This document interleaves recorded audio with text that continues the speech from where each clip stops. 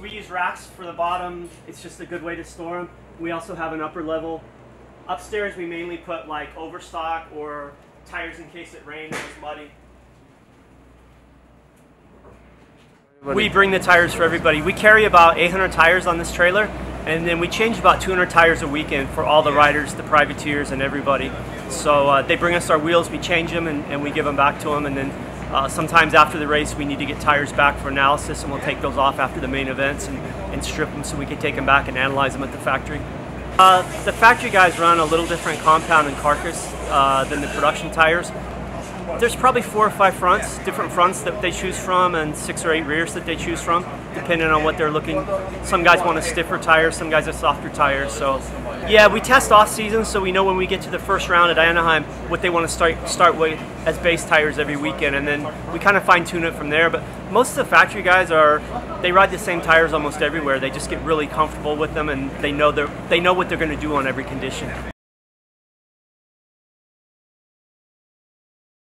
We've tried a machine, but with the tubes and rim locks, it's actually easier to do them by hand. If they were tubeless, it would probably be easier with the machine, but the way the motocross tires are, it's easier and just as fast to do them by hand. Some people with the metal grates want to start with a new tire, and some guys want to start with a tire that's scuffed in. They feel it works a little better on the start, but normally we feel that a new tire is better for the main event. We've tested many times, and for the first 4 or 5 laps, a new tire is always better than a broken tire. Sometimes we'll build a tire that one rider likes, but it's accessible to all the other riders. Okay. So, but sometimes somebody wants a little something different. We find something they like, but we have to make it available to all the riders. Okay. They may not choose it, but they have the opportunity to choose it.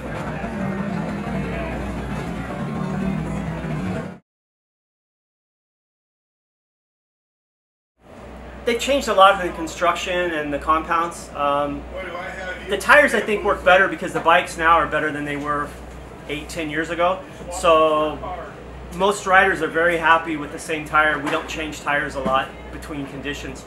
Used to, we would use, maybe a rider would use 10 or 20 different tires during the year. Now it's maybe 4 or 5 because they're so comfortable and the tires they have work so good. Because the bikes have so much better traction now than they did 10 years ago.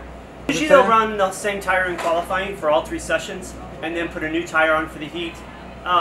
Depending on where, sometimes they'll run that in the main, but like I said, we normally suggest a new rear for the main, especially the 450 because they're longer races. Usually 1 front and 3 rears on a weekend. Sometimes okay. 2 fronts, it depends what the rider wants, but probably 1 front, 3 rears for the top guys. So it's got 32.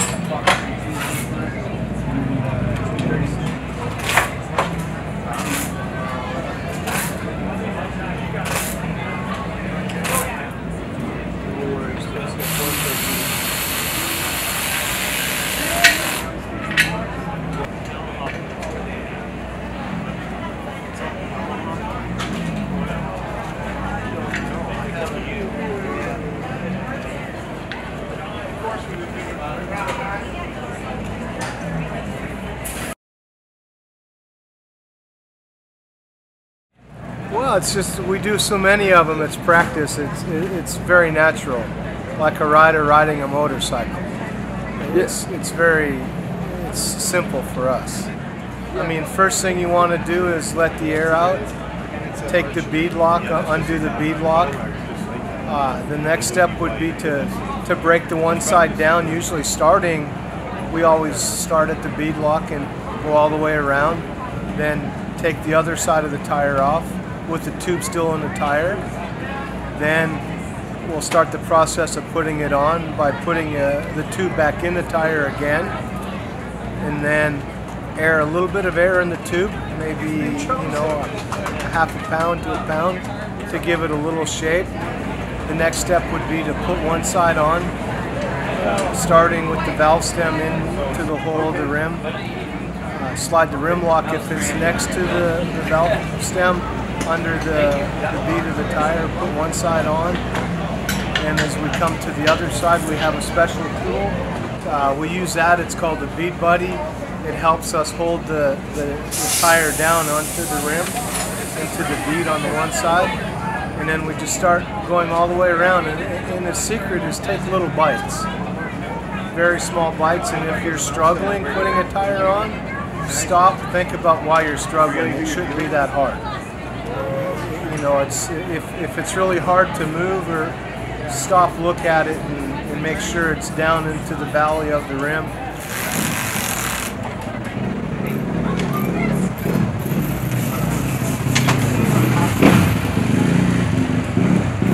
And then when we're mounting it, we use a tire mounting paste to put the tire on. It just makes it go on a little easier and makes the tire beat up a little easier. Pressure varies, you know, from track to track. Supercross is usually 13 in the front, 12 in the rear. Outdoors can vary, you know, anywhere from 12 to 14 in the front, and sometimes, you know, 11 to 13, 13 and a half in the rear.